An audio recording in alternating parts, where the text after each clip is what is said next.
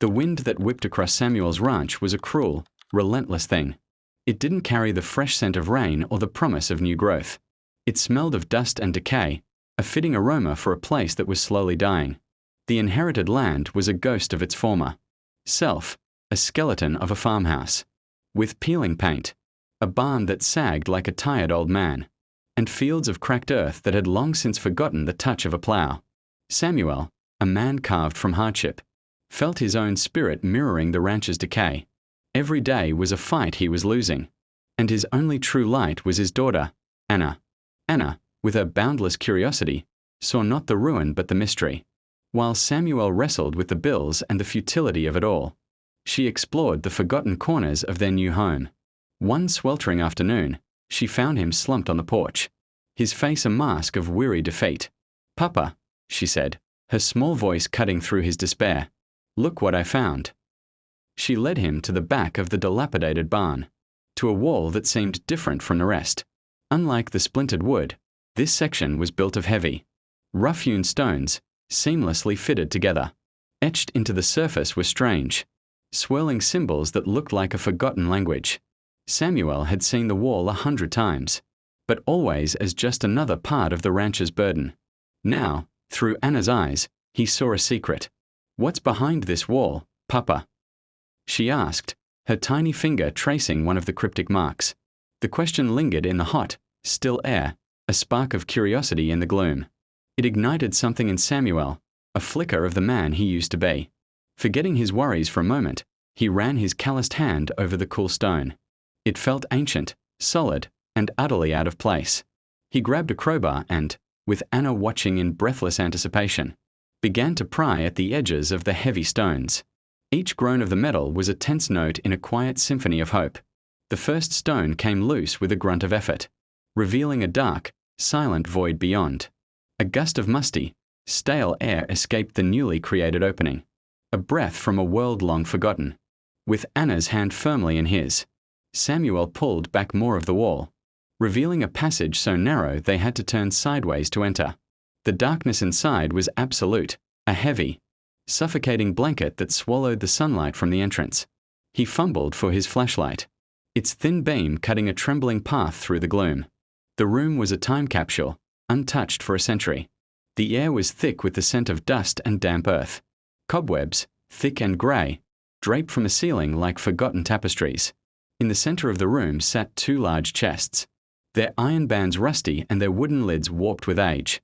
They looked less like treasure chests and more like forgotten coffins. Samuel's heart pounded in his ears, a frantic rhythm of hope and fear.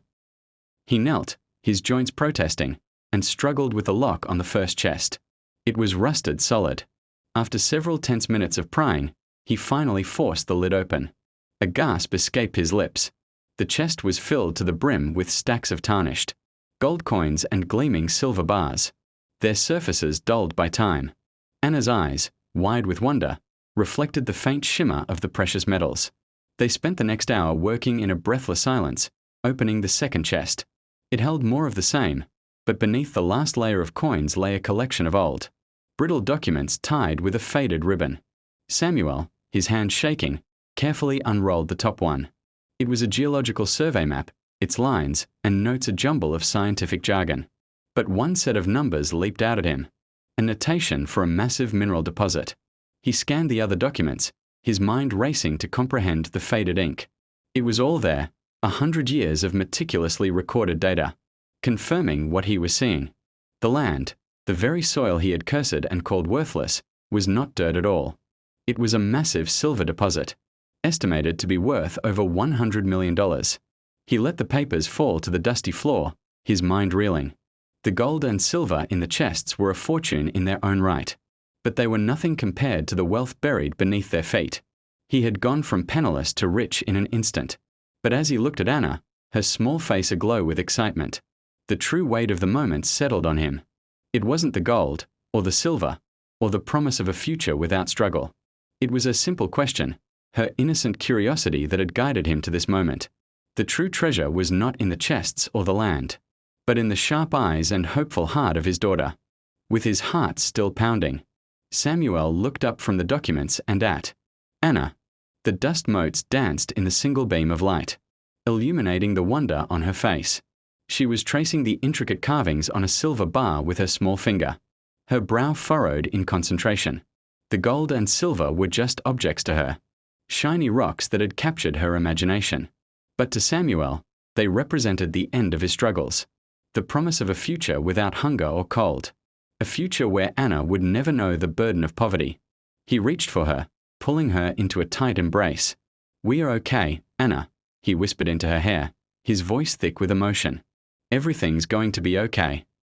She looked up at him, her bright eyes reflecting a depth of wisdom beyond her years. She had been his compass when he was lost in despair, his hope when he was on the brink of giving up.